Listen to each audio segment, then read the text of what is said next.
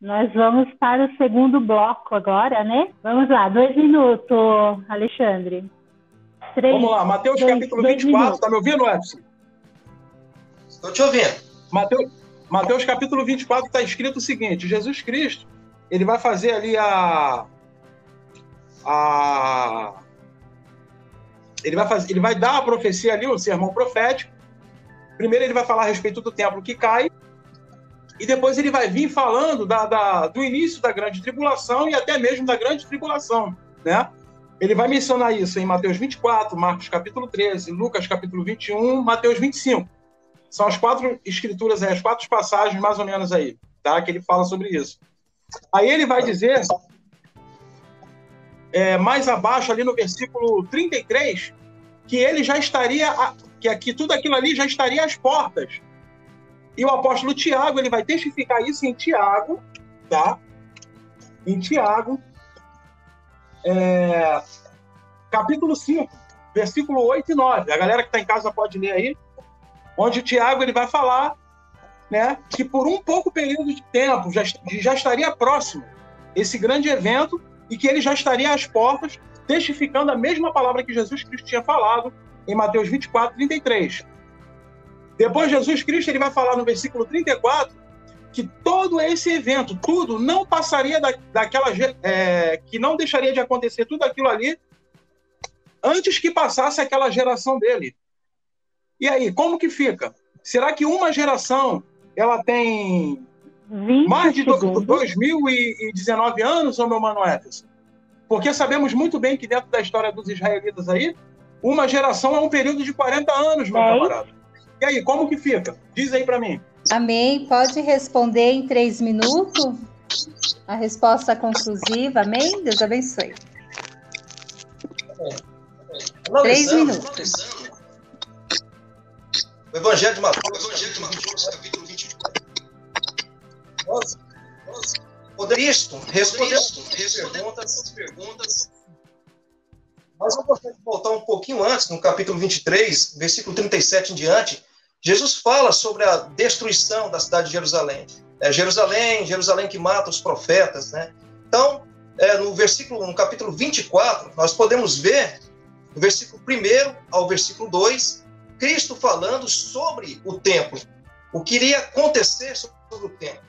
Do versículo 3 em diante, o Senhor começa a desenvolver, tratar e falar sobre os finais dos tempos, relacionado à sua vinda. Então, se trata dessa geração mencionada pela pessoa bendita de Cristo, se refere à geração que estará vivendo e poderá desfrutar de todos esses eventos que irá acontecer nos últimos dias. Quando Cristo cita essa geração, ele não está se referindo à geração que presenciou a destruição do templo no ano 70. Nós precisamos ter a compreensão que Cristo fala sobre estes eventos. No início desse capítulo 24, ele aborda nos primeiros versículos, versículo 1 e versículo 2, sobre a queda do templo que ocorreu no ano 70. Mas o versículo 3 em diante, ele começa a tratar sobre a sua segunda vinda. E ele fala coisas maravilhosas em relação a esse evento, que será para restaurar, será para auxiliar, socorrer Israel, que estará em grande aperto, em grande aflição, passando pelas suas dores de parto. E muitas pessoas imaginam que este evento seja relacionado ao arrebatamento, mas nós temos o entendimento que este evento está relacionado à segunda vinda de Cristo, que tem um propósito de estender as mãos para o povo de Israel, destruindo seus inimigos e restaurando essa nação novamente, e Cristo irá de implantar o seu reino milenar sobre a terra. Ok? Bom, tem 30 segundos.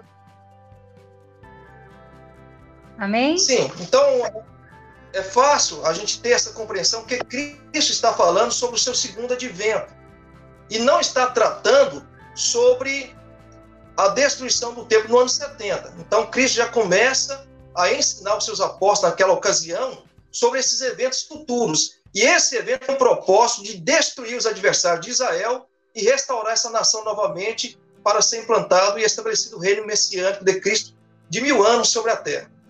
Alexandre, tem 3 minutos para a réplica.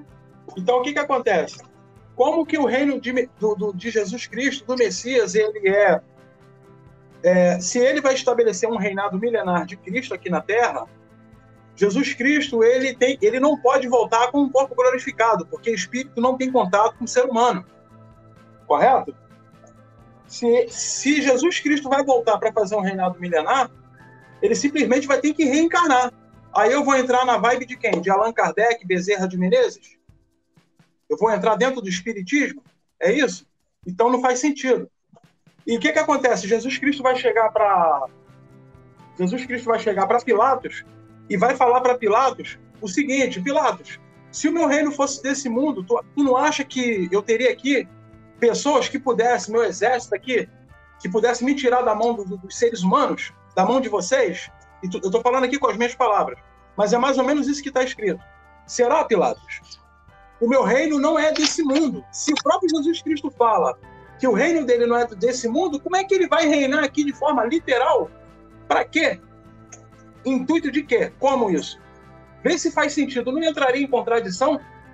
Jesus Cristo, ele não estaria ali se contradizendo, por exemplo, em falar o seguinte assim, ó: dê a Deus o que é de Deus e dê a César o que é de César. Se a gente pegar o contexto, ele vai dar um entendimento ali de que ele está dividindo o reino dos homens e o reino de Deus. Pô. A outra parte que ele vai falar também, tem quanto tempo aí, Sandra? A outra parte que ele vai falar também: Pedro, guarda a tua espada, Pedro.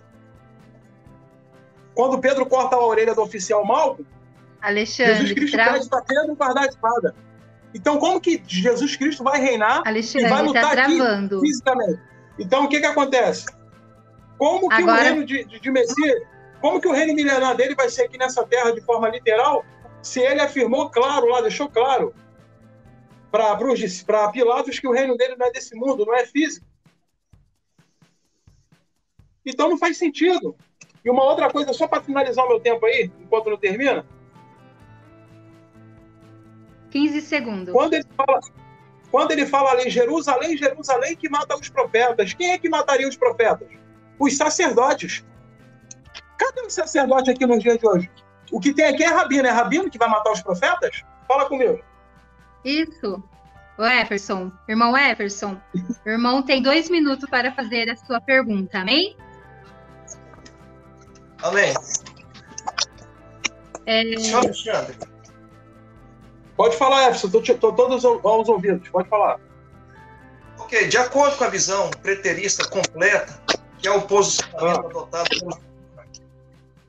Acredita-se que todas as profecias bíblicas, inclusive a segunda vinda de Cristo, se concretizou, se cumpriu no ano 70 da nossa era. O interessante é que este evento histórico, o povo de Israel foi arrasado, foi disperso, foi lançado para todas as nações. E a cidade de Jerusalém foi completamente destruída e, inclusive, também, nessa ocasião, o santuário, o templo judaico. Então, tendo este cenário, nós podemos observar que houve um juízo de Deus sobre a nação de Israel. Israel foi castigada, foi punida. Mas a Bíblia descreve, por exemplo, em Mateus capítulo 23, versículo 37 a seguir, que chegaria um momento que a nação de Israel diria: bendito é o que vem em nome do Senhor. E o profeta Zacarias descreve nos capítulos 12, 13 e 14 um cenário completamente diferente na segunda vinda de Cristo. Demonstra Israel sendo cercado pelas nações e recebendo o auxílio da parte de Deus. Cristo vem para socorrer, para estender as suas mãos para o povo de Israel. Então, são 2 eventos completamente distintos. Não podemos chegar ao entendimento que esses textos proféticos estão falando da queda de Jerusalém no ano 70. Eu gostaria de saber do Senhor como o Senhor lidar com estes detalhes e informações completamente diferentes nestes 2 eventos. Em um evento, Israel é julgado por Deus. No outro evento, Israel é atacada por diversas nações e recebe auxílio de Deus, enquanto no ano 70 Israel é atacado somente pelo Império Romano e é disperso pelo mundo. Você tem 3 minutos para a resposta. Daí você pode fazer uma resposta conclusiva, tá bom? Deus abençoe. Não, vou fazer uma resposta conclusiva. Vamos lá. Vamos lá. A gente tem que entender o seguinte, eu vou falar baseado dentro da visão preterista completa. O que a gente tem que entender é o seguinte. Por que aconteceu isso, Éfeso? Porque Jerusalém física, ela se torna prostituta, tá? Não é o Papa, não é a Igreja Católica, como muitos falam, como muitos pregam aí, porque não faz sentido nenhum. Não é Papa que bebe o sangue dos profetas, não é Papa que é como que eu posso dizer? A figura principal ali, denominado entre os 6 reis que saíram da terra, que foi Egito, Assíria, Babilônia, Medo-Pérsia, Grécia e Império Romano. Então não é o Papa. Papa só surge lá depois do ano 300, que já não tem mais nada a ver antes do ano 70. Então já começa por aí. Então o que acontece? Israel ela se torna prostituta porque mata Jesus, apedreja aqueles que foram enviados. Inclusive ela fez isso com Estevão, né? Então o que acontece? Segundo as 70 semanas de Daniel, onde tem um período literal de 490 anos, essa sentença ela é dada para Israel física, terrena, literal. E por que isso? Porque elas foram a Israel física ela foi predestinada à perdição, porque jamais aceitaria Jesus Cristo como Messias, que iria libertá-los de uma forma espiritual, não de uma forma física. Eles esperavam Jesus vir para poder lutar contra o Império Romano de forma literal, mas ele mesmo falou lá que o reino dele não seria desse mundo. Então, Jesus Cristo, ele simplesmente prega a palavra, porque conforme vai falar lá em João capítulo 12, versículo 44, 45 ali, que é a palavra do próprio Jesus Cristo que seria o juiz naquele grande dia. Tá me entendendo? Então, Israel nega o filho, pai nega Israel, aquele que nega o filho. Jerusalém se torna prostituta por matar os profetas, desde o sangue de Abel até o sangue de Zacarias, e depois vem a consumação do século, se cumprindo o grande juízo que caiu no ano 34 com a morte de Estevão. Daí, a gente tem mais um período de 40 anos. Jesus Cristo morre no ano 30, até o ano 70, bate mais ou menos aqui 40 anos, que é o período de uma geração, e se cumpre no ano 70 o grande juízo, o grande acerto de contas, do qual ele vai falar em Mateus 21, do qual ele vai falar em Lucas capítulo 19, também ele fala isso, ele menciona isso, quando ele entra em Jerusalém e chora. Infelizmente, o áudio caiu novamente. Bom, em relação à destruição do templo e da cidade de Jerusalém no ano 70, nós podemos observar soldados romanos cercando a cidade de Jerusalém por alguns meses, algum tempo, e Jerusalém recebendo um castigo da parte de Deus e sendo disperso pelas nações. Agora, em relação a um texto profético referente à segunda vinda de Cristo, em Zacarias capítulo 14, nós podemos ver, no capítulo 12, 13 e 14, um exército de todas as nações, não é só do Império Romano, não é somente dos romanos, são todas as nações cercando, se levantando contra Israel. E durante este evento, Cristo vem para auxiliar a nação de Israel, para estender as mãos, para restaurar este povo. Eu queria saber como o senhor lidar com essas diferenças nestes dois eventos. O senhor acredita ser o único evento, mas existem diferenças. Como lidar com essa situação? Mas isso não aconteceu? Não, ainda não. Não tivemos aí Babilônia, Grécia, Medo-Pérsia e o Império Romano? Foram essas nações, que cercaram, que lutaram contra Israel. E eu provei aí para você, deixei aí, Atos capítulo 2, no cumprimento ali da profecia de Amós, que inclusive o Tiago, ele vai mencionar, ele vai citar, né? Em Tiago, vamos lá, Tiago capítulo 15. Tiago não, Atos. Desculpa, gente, Atos. Atos dos Apóstolos vai estar lá, né? Capítulo 15, deixa eu botar aqui. Olha aqui, ó. Em Atos capítulo 15, ele vai falar aqui, vamos botar aqui do versículo 12, para não ficar muito grande. Então todos os que estavam ali ficaram calados e escutaram Barnabé e Paulo contarem todos os milagres e maravilhas que Deus tinha feito. Cadê? Que Deus tinha feito. Deixa eu ver aqui, que ele está muito lento aqui por causa da transmissão. Ele acaba ficando muito lento. Deixa eu ver aqui. Por meio dos entre os não-judeus, né, que são os gentios. Quando eles terminaram de falar, Tiago disse o seguinte, versículo 14. Simão acabou de explicar como Deus primeiro mostrou o seu cuidado pelos não-judeus, escolhendo do meio deles um povo que seria dele. 15. As palavras dos profetas estão bem de acordo com isso. Ele vai mencionar os profetas porque não foi só Amós que profetizou esse evento. Depois ele vai falar de Amós, a partir do versículo 16 de Atos 15. Depois disso eu voltarei, diz o Senhor. Eu construirei de novo o reino de Davi, que é como uma casa que caiu. E por que ela 30 caiu? segundos. Ela caiu por causa lá das iniquidades do rei Salomão e de outros reis que sucederam ele. Juntarei de novo os pedaços delas e tornarei a levantá-la. E esse cumprimento ele foi aonde? Com a morte de Jesus Cristo na cruz, onde se cumpriu ali no Atos dos Apóstolos. E Tiago vai falar em Tiago 1 que todos os judeus, todas as 12 tribos de Israel já estavam lá, dispersas. Inclusive, Tiago escreve a carta para as 12 tribos de Israel. E cadê essas 12 tribos aqui nos dias de hoje? Não existe. Onde é que estão as tribos hoje? Não faz sentido querer trazer isso para o dia de hoje. Ô, irmão Everson, agora o irmão tem 3 minutos para réplica. Bom, senhor Alexandre, o senhor citou Atos dos Apóstolos.